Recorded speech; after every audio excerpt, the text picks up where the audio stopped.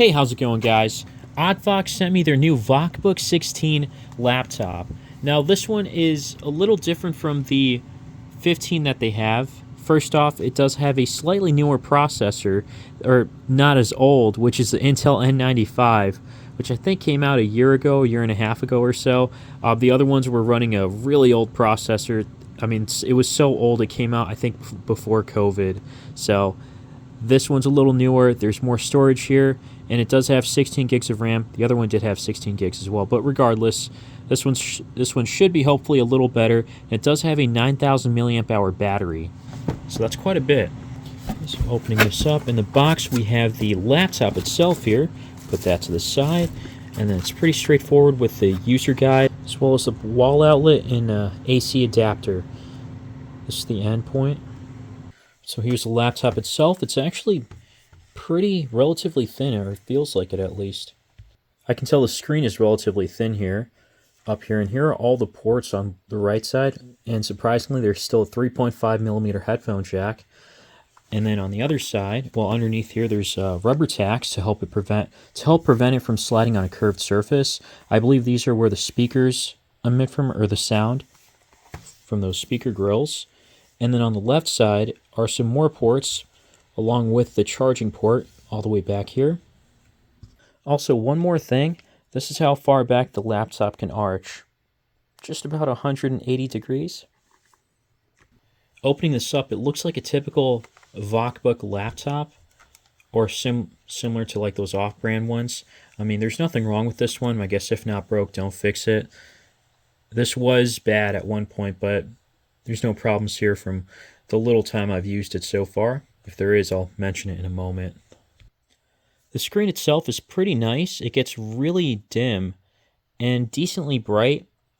Not enough to use outdoors. But regardless, the screen to body ratio, like the bezels, are pretty thin here from what I can tell. It's always appreciated, and it looks nice. Out of the box, there seems to be a lot of storage here.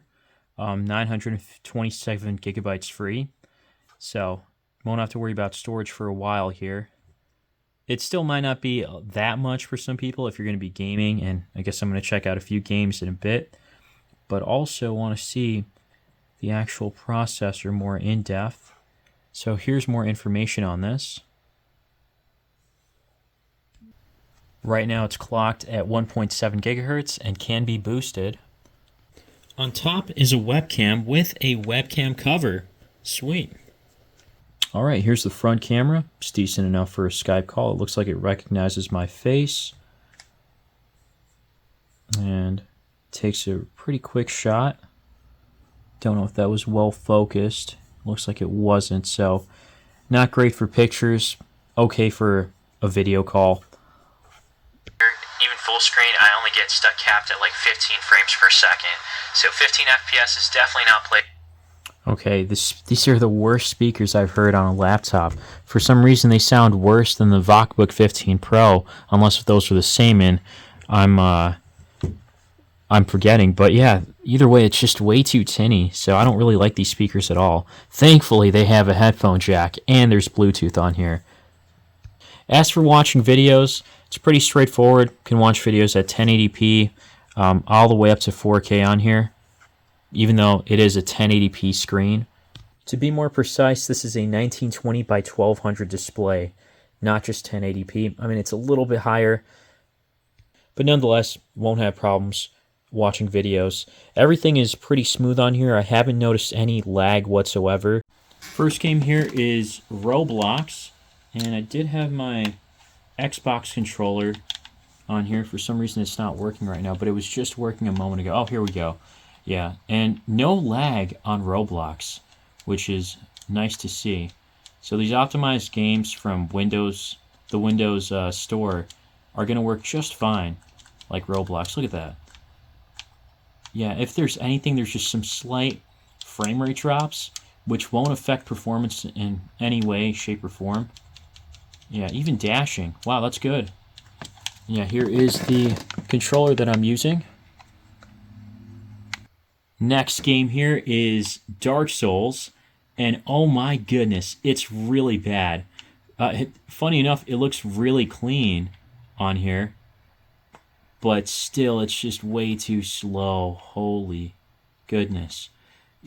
Yeah, it's just not good. If I try to change the settings maybe, hopefully it gets a little better, like if I change it to 1080, and then anti-aliasing and motion blur are off.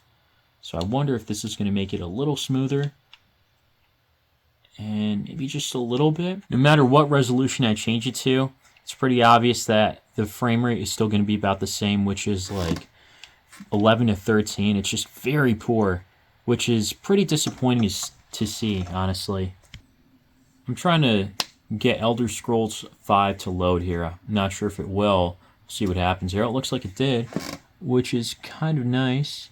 It set the options accordingly. I'm really not expecting too much, mainly because, oh, ultra quality. Wow. I don't know why I had assumed that ultra quality was going to be the best. But let's see here. Give it a shot. Just click play and fingers crossed. But either way, I'm not expecting too much based on how Dark Souls worked. Dark Souls was not that good. I mean, it would be great if this played better, at least at like 30 frames per second consistently. I don't see that really happening. Oh, what? Hold on a second. Low-end games can work on here. Nothing high-end, which are not even high-end, but like anything outside of the Windows Store will probably not work. So video games are really limited here. And I think in general, things are going to be a little limited.